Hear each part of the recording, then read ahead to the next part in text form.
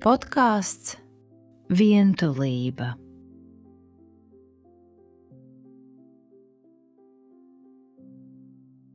Sveiki! Es esmu Andris. Un es esmu Sofija. Paldies, ka klausāties mūsu podkāstu.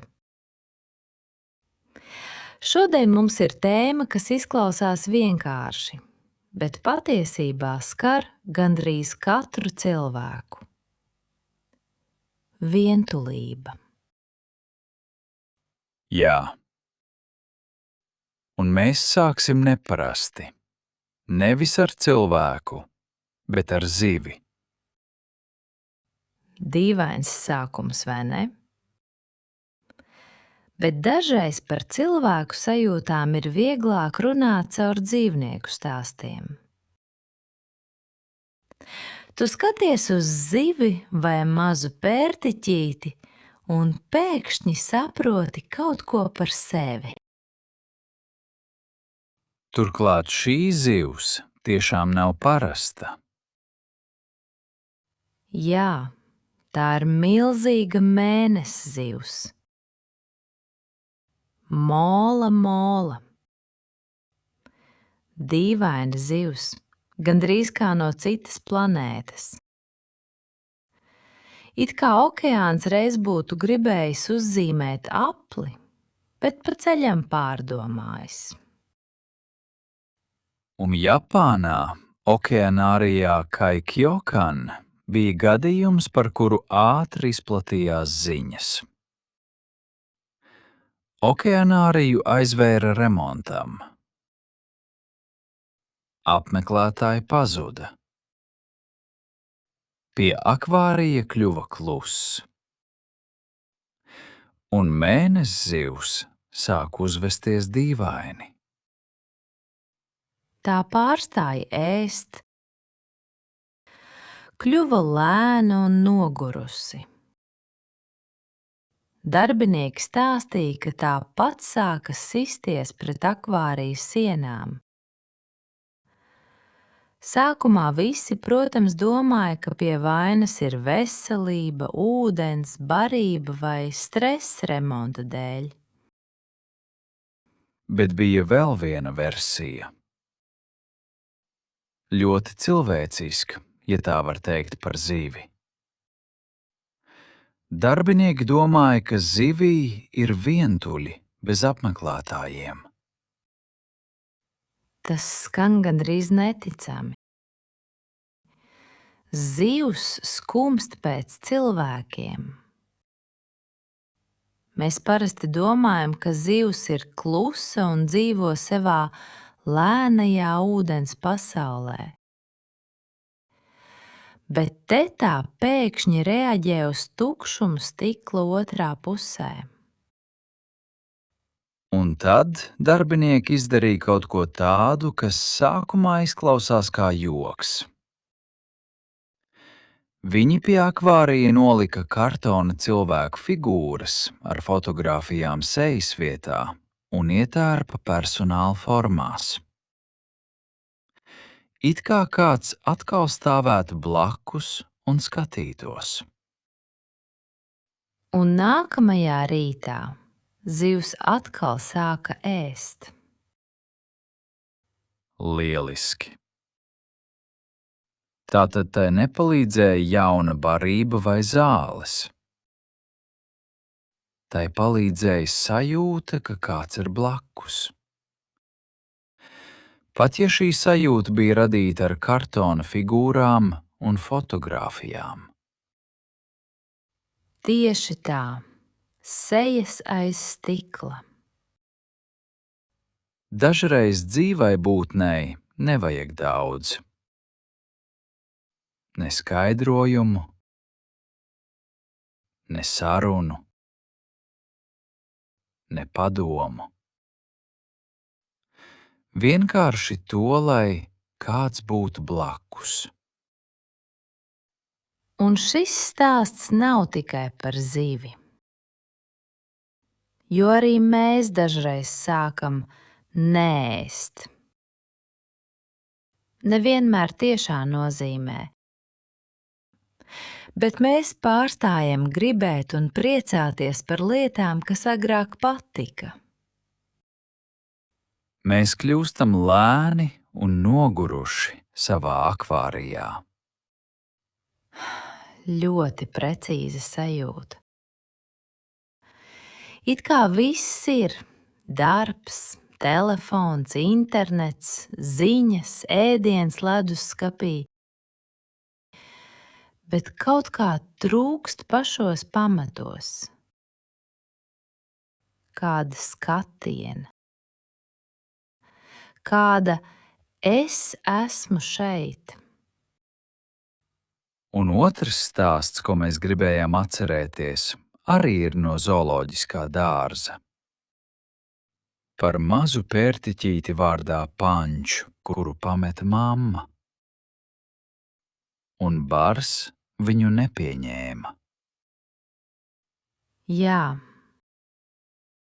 iedomājies, mazulim vajag turēties pie mammas, just siltumu, smaržu un elpu. Bet tā visa nav.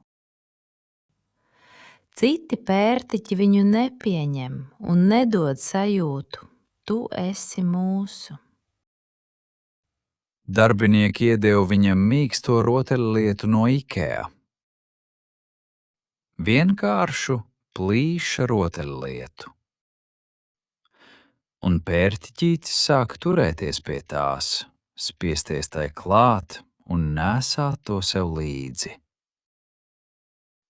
Tas ir ļoti aizkustinoši un ļoti skumji vienlaikus.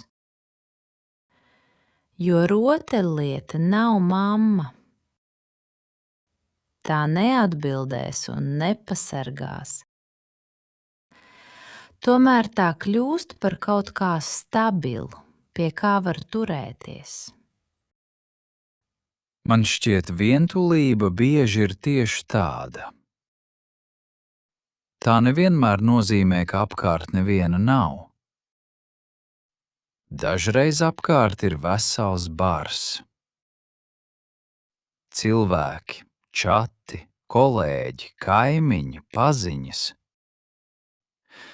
Bet tu tik un tā nejūti, ka kādam esi vajadzīgs.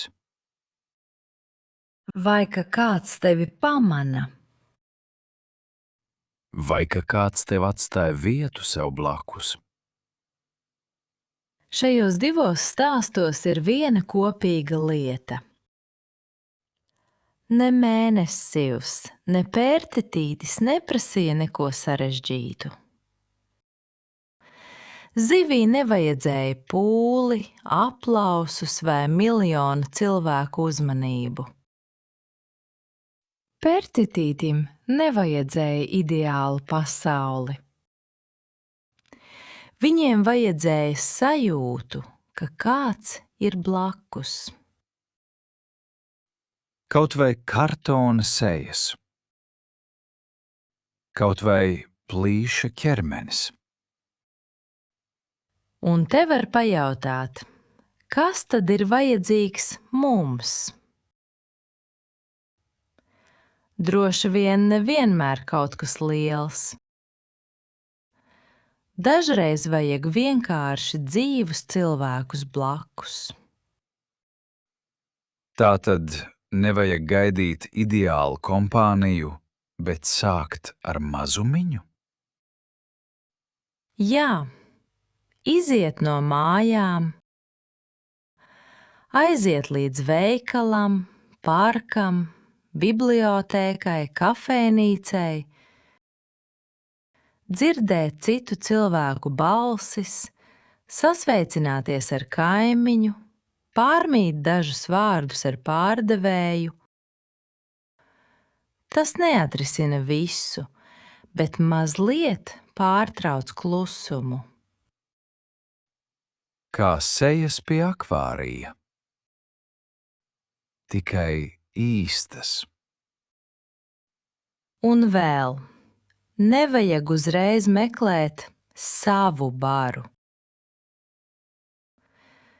Var veidot saikni pamazām, interešu grupas Facebook, ekskursijas pa pilsētu, grāmatas, nūjošana, adīšana vai valodas mācīšanās. Dažreiz saruna sākas ar vienkāršu sajūtu. Mums interesē viens un tas pats. Tā ir vieglāk. Nav uzreiz jābūt ļoti aktīvam. Var vienkārši atnākt tur, kur jau ir kopīga tēma. Bet ja nav spēka satikt cilvēkus, tad var sākt ar rūpēm.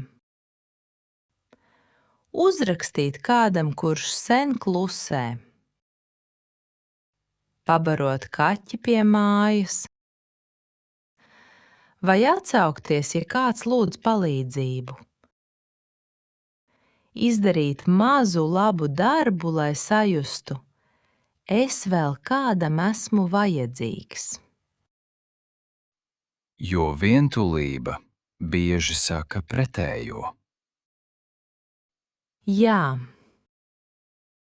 Un tādos brīžos var piepildīt māju ar cilvēka balsi. Ne ar trauksmēnām ziņām un ne ar bezgalīgu ziņu lenti, pēc kuras kļūst tikai sliktāk. Labāk ieslēgt audio grāmatu, mierīgu podkāstu vai raidījumu, kur cilvēki vienkārši sarunājas. Tas neaizstāja īstu tuvību, bet palīdz tukšumu pārdzīvot mazliet vieglāk. Kā maza palīdzība uz kādu laiku. Tā nav īsta ģimene vai draugi. Bet tas var palīdzēt, kamēr cilvēks atkal meklē ceļu pie dzīviem cilvēkiem. Sanāk, vientulība nevienmēr kļūst mazāka no viena liela risinājuma. Dažreiz palīdz mazas darbības, kas atkārtojas. Iet tur, kur ir cilvēki. Atrast kādu ar tādām pašām interesēm. Izdarīt kādam labu. Piepildīt māju ar labu balsi. Uzrakstīt nevis kādreiz jāsatiekas, bet konkrēti. Aizejam ceturtdien iedzert kafiju.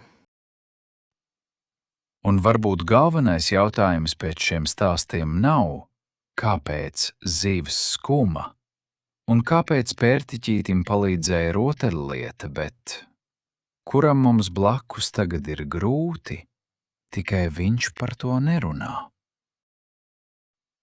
Kurš pārstāja rakstīt pirmais? Jokot, iet ārā no mājām, dalīties ar jaunumiem. Varbūt viņam nav vajadzīgs liels glābšanas plāns. Varbūt viņam vajag tikai vienu ziņu. Es par tevi iedomājos. Un ja tas ir par jums, arī jūs sāciet ar maziem solīšiem. Neideāli. Vienkārši šodien. Ar jums bija Andris Un Sofija. Apskaujiet tos, kuri ir blakus, vai piezvaniet tam, pēc kura ilgojaties. Tiekamies nākamajā epizodē. Paldies, ka klausījāties mūsu podkāstu. Atā!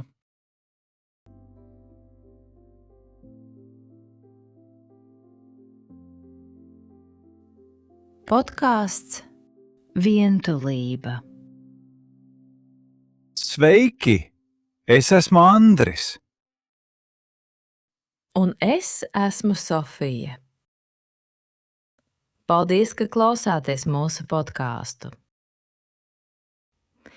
Šodien mums ir tēma, kas izklausās vienkārši, bet patiesībā skar gandrīz katru cilvēku. Vientulība. Jā. Un mēs sāksim neparasti. Nevis ar cilvēku, bet ar zivi. Dīvains sākums, vai ne? Bet dažreiz par cilvēku sajūtām ir vieglāk runāt caur dzīvnieku stāstiem.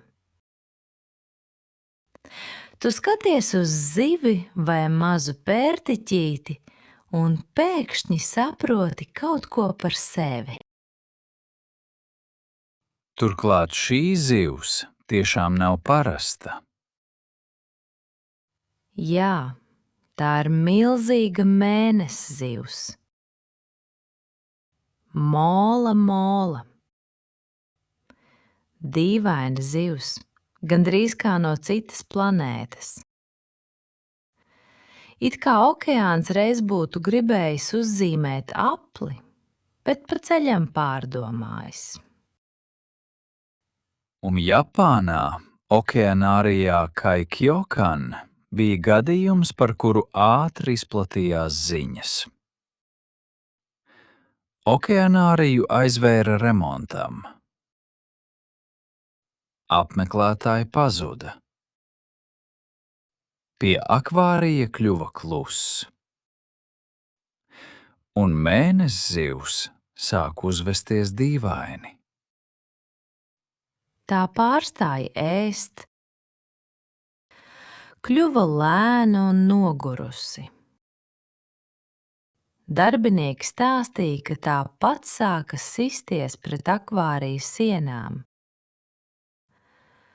Sākumā visi, protams, domāja, ka pie vainas ir veselība, ūdens, barība vai stress remonta dēļ. Bet bija vēl viena versija. Ļoti cilvēciska, ja tā var teikt par zivi. Darbinieki domāja, ka zivī ir vientuļi bez apmeklētājiem. Tas skan gandrīz neticami. Zivs skumst pēc cilvēkiem. Mēs parasti domājam, ka zivs ir klusa un dzīvo savā lēnajā ūdens pasaulē. Bet te tā pēkšņi reaģē uz tukšumu stikla otrā pusē. Un tad darbinieki izdarīja kaut ko tādu, kas sākumā izklausās kā joks. Viņi pie akvārija nolika kartona cilvēku figūras ar fotogrāfijām sejas vietā un ietērpa personāla formās. It kā kāds atkal stāvētu blakus un skatītos. Un nākamajā rītā zivs atkal sāka ēst. Lieliski! Tātad tai nepalīdzēja jauna barība vai zāles. Tai palīdzēja sajūta, ka kāds ir blakus. Pat ja šī sajūta bija radīta ar kartona figūrām un fotogrāfijām. Tieši tā, sejas aiz stikla. Dažreiz dzīvai būtnei nevajag daudz. Ne skaidrojumu, ne sarunu, ne padomu. Vienkārši to, lai kāds būtu blakus. Un šis stāsts nav tikai par zivi. Jo arī mēs dažreiz sākam neēst. Nevienmēr tiešā nozīmē. Bet mēs pārstājam gribēt un priecāties par lietām, kas agrāk patika. Mēs kļūstam lēni un noguruši savā akvārijā. Ļoti precīza sajūta. It kā viss ir darbs, telefons, internets, ziņas, ēdiens ledusskapī, bet kaut kā trūkst pašos pamatos. Kāda skatiena, kāda es esmu šeit. Un otrs stāsts, ko mēs gribējām atcerēties, arī ir no zooloģiskā dārza. Par mazu pērtiķīti vārdā Panču, kuru pameta mamma. Un bars viņu nepieņēma. Jā, iedomājies, mazulim vajag turēties pie mammas, just siltumu, smaržu un elpu. Bet tā visa nav. Citi pērtiķi viņu nepieņem un nedod sajūtu, tu esi mūsu. Darbinieki iedeva viņam mīksto rotaļlietu no IKEA. Vienkāršu plīša rotaļlietu. Un pērtiķītis sāk turēties pie tās, spiesties tai klāt un nēsāt to sev līdzi. Tas ir ļoti aizkustinoši un ļoti skumji vienlaikus. Jo rotaļlieta nav mamma. Tā neatbildēs un nepasargās. Tomēr tā kļūst par kaut kā stabilu, pie kā var turēties. Man šķiet, vientulība bieži ir tieši tāda. Tā nevienmēr nozīmē, ka apkārt neviena nav. Dažreiz apkārt ir vesels bars. Cilvēki, čati, kolēģi, kaimiņi, paziņas. Bet tu tik un tā nejūti, ka kādam esi vajadzīgs. Vai ka kāds tevi pamana? Vai ka kāds tev atstāja vietu sev blakus. Šajos divos stāstos ir viena kopīga lieta. Ne mēnessivs, ne pērtiķītis neprasīja neko sarežģītu. Zivī nevajadzēja pūli, aplausus vai miljonu cilvēku uzmanību. Pērtiķītim nevajadzēja ideālu pasauli. Viņiem vajadzēja sajūtu, ka kāds ir blakus. Kaut vai kartona sejas. Kaut vai plīša ķermenis. Un te var pajautāt, kas tad ir vajadzīgs mums?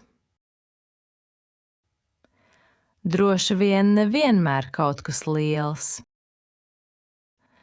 Dažreiz vajag vienkārši dzīvus cilvēkus blakus. Tātad nevajag gaidīt ideālu kompāniju, bet sākt ar mazumiņu? Jā, iziet no mājām, aiziet līdz veikalam, parkam, bibliotēkai, kafejnīcai, dzirdēt citu cilvēku balsis, sasveicināties ar kaimiņu, pārmīt dažus vārdus ar pārdevēju. Tas neatrisina visu, bet mazliet pārtrauc klusumu. Kā sejas pie akvārija. Tikai īstas. Un vēl, nevajag uzreiz meklēt savu baru. Var veidot saikni pamazām. Interešu grupas Facebook, ekskursijas pa pilsētu, grāmatas, nūjošana, adīšana vai valodas mācīšanās. Dažreiz saruna sākas ar vienkāršu sajūtu. Mums interesē viens un tas pats. Tā ir vieglāk. Nav uzreiz jābūt ļoti aktīvam. Var vienkārši atnākt tur, kur jau ir kopīga tēma. Bet, ja nav spēka satikt cilvēkus, tad var sākt ar rūpēm. Uzrakstīt kādam, kurš sen klusē. Pabarot kaķi pie mājas. Vai atsaukties, ja kāds lūdz palīdzību. Izdarīt mazu labu darbu, lai sajustu, es vēl kādam esmu vajadzīgs. Jo vientulība bieži saka pretējo. Jā. Un tādos brīžos var piepildīt māju ar cilvēka balsi. Ne ar trauksmēnām ziņām un ne ar bezgalīgu ziņu lenti, pēc kuras kļūst tikai sliktāk. Labāk ieslēgt audio grāmatu, mierīgu podkāstu vai raidījumu, kur cilvēki vienkārši sarunājas. Tas neaizstāja īstu tuvību, bet palīdz tukšumu pārdzīvot mazliet vieglāk. Kā maza palīdzība uz kādu laiku. Tā nav īsta ģimene vai draugi. Bet tas var palīdzēt, kamēr cilvēks atkal meklē ceļu pie dzīviem cilvēkiem. Sanāk, vientulība nevienmēr kļūst mazāka no viena liela risinājuma. Dažreiz palīdz mazas darbības, kas atkārtojas. Iet tur, kur ir cilvēki.